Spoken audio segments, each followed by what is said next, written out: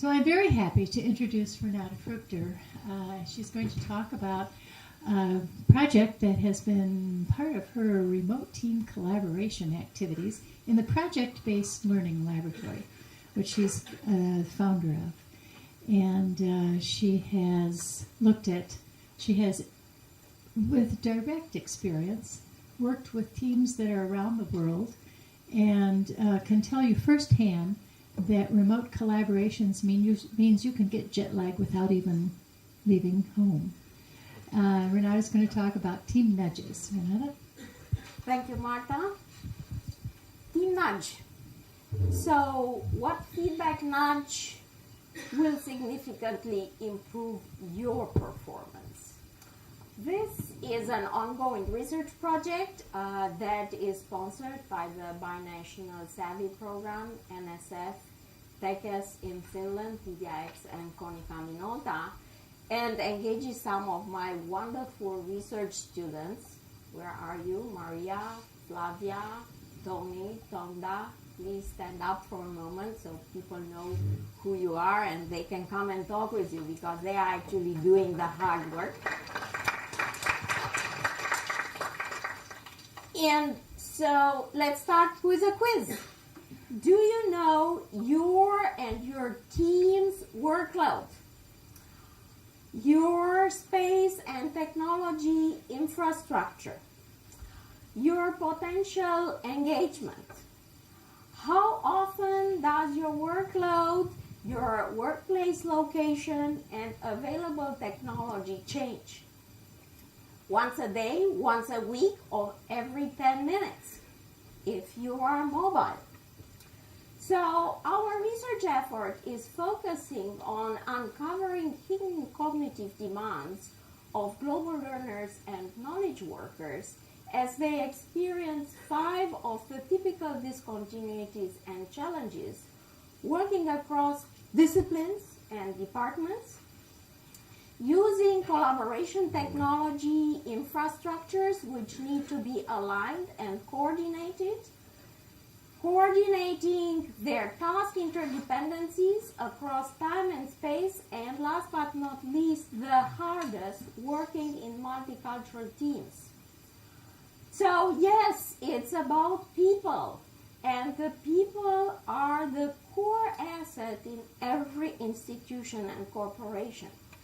So strategic decisions that you make in designing, your operating, and maintaining your facilities, designing your workplace and space, and choosing technology infrastructures to support these people and their well-being is core to your business. And these are numbers from an interesting study done by Bastia Associates.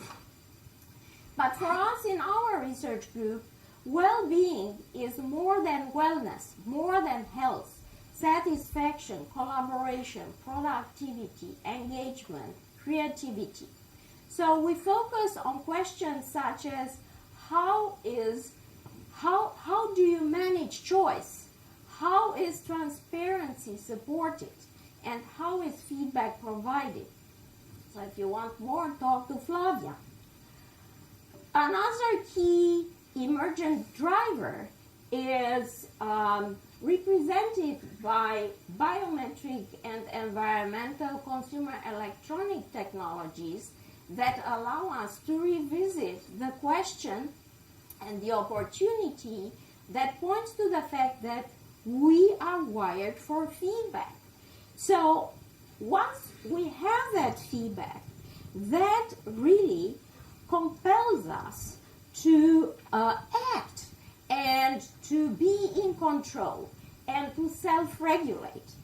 But wait a minute, Einstein was reminding us that not everything that you count counts, and not everything that you would like to count can be counted.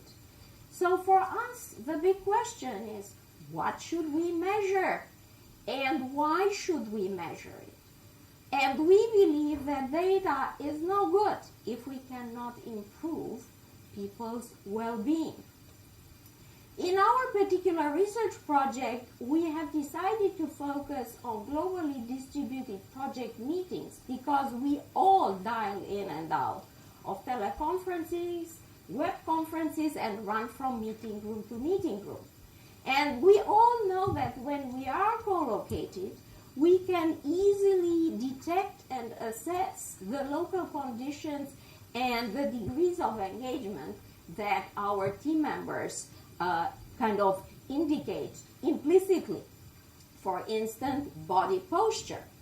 However, when we go back to our geographically distributed offices and our local conditions change and our degrees of engagement vary, all this becomes invisible. And one of our key questions is how can we make all these invisible indicators visible through feedback nudges?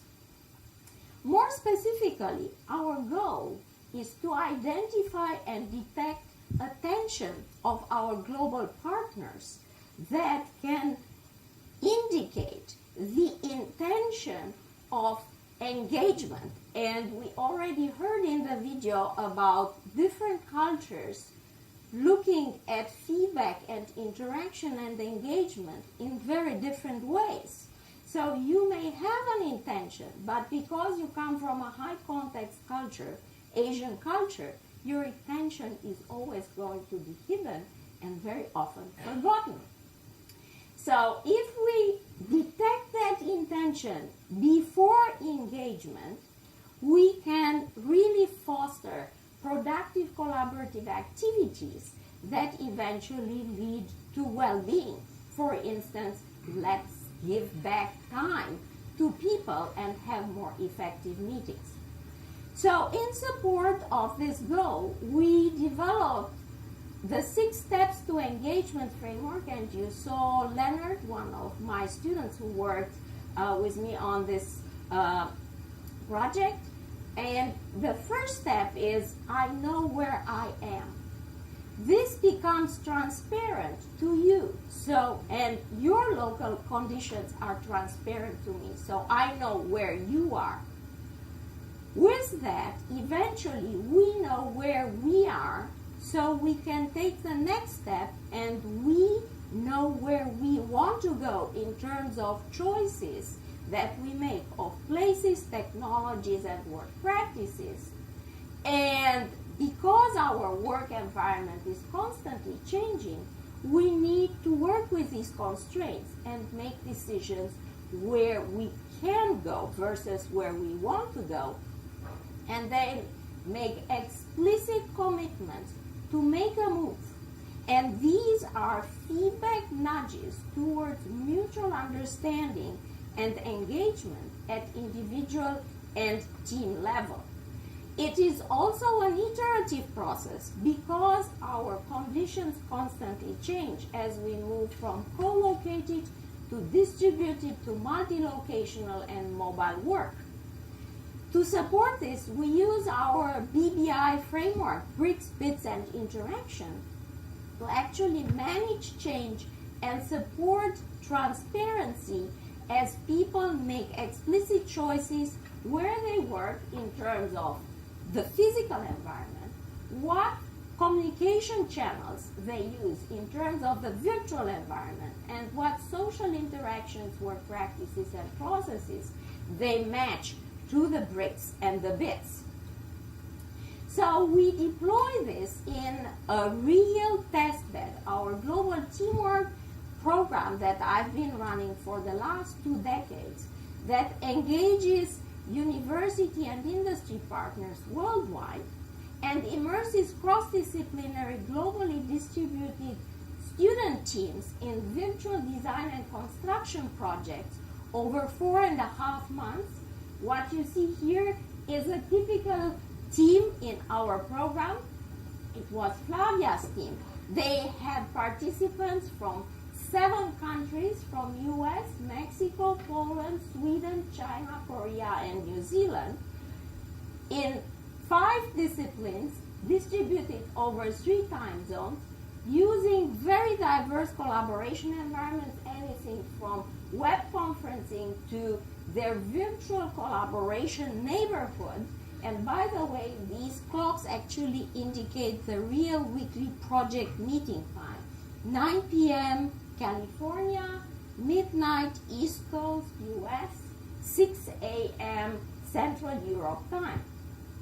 And so to support our study, we use, integrate, and correlate data from 3 types of resources coming from qualitative and quantitative instruments indicating potential engagement, indicated self-reported perceived engagement, and measured engagement coming from sensor-based technology fusion.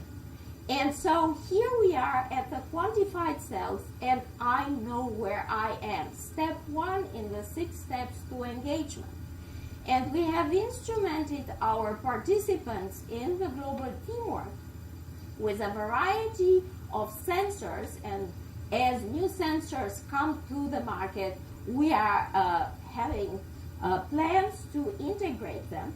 Anything from sleep to heart rate variability, to brainwave that indicates attention and engagement, to cognitive tests before and after the meetings to detect vigilance and fatigue, to activity diary and Kinect sensors that have been used in one of our mediaX Konica Minolta sponsored project to develop eRing, a cloud application and service that detects and identifies and provides feedback regarding degrees of engagement, moving us from I know where I am, the quantified self, to we know where we are. And we like to say that we are moving now in our research from the quantified self to the quantified we, which is a contribution to the field. In this particular case, you see, and by the way, you can see that on your mobile phone, one of the participants actually is disengaged and goes through a transformation from disengagement to listening mode to full engagement.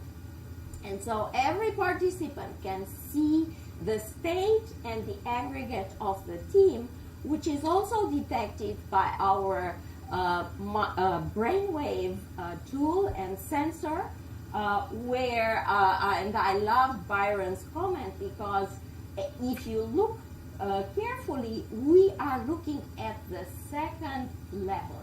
So this is our time frame, and we can detect the moments when we see collaborative engagement and feedback. The blue graph is meditation, the green is attention, and when they are high and overlapping, you are in high engagement, close to flow mode.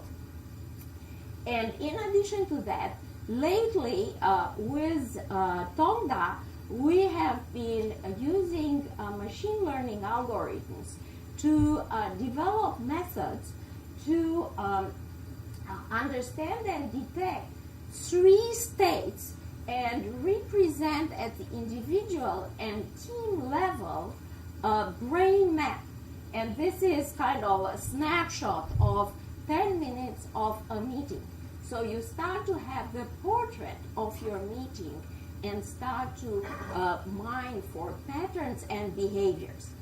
One of the latest exciting preliminary results is based on data analysis from the cognitive test that is done by the students before and after their meeting. And Maria has been hammering on that data right in the back.